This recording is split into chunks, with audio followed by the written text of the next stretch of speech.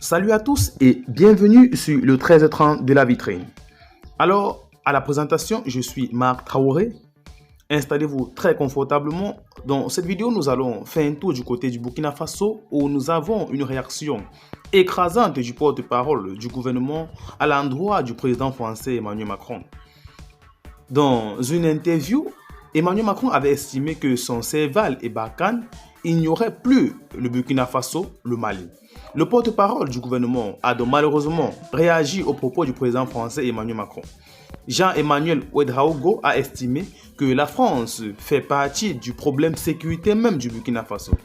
Ainsi, il affirme, je cite, « Nous sommes curieux d'en savoir davantage sur les résultats de l'engagement des forces françaises qui auraient permis au Burkina Faso de continuer d'exister. Nous sommes de plus en plus convaincus que, au contraire, que la France fait partie de notre problème. » Fin de citation, a déclaré jeudi soir le porte-parole du gouvernement joint au téléphone par l'agence d'information au Burkina Faso, l'agent de l'État. Si on prend de la hauteur, continue-t-il, la France a eu raison de s'engager aux côtés des États africains pour lutter contre le terrorisme, a indiqué le président Macron. Si nous n'étions pas là, n'étions pas engagés avec les opérations Serval puis Barkhane, il y aurait sans doute plus de Mali, plus de Burkina Faso, a affirmé le président français Emmanuel Macron.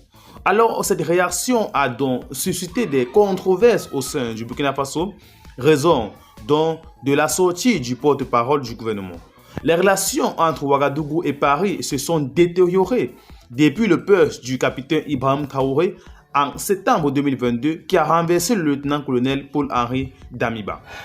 Fin février, le Burkina Faso a dénoncé l'accord d'assistance militaire technique conclu à Paris le 24 avril 1961 entre la République de Haute-Volta et la République française, y compris ses deux annexes.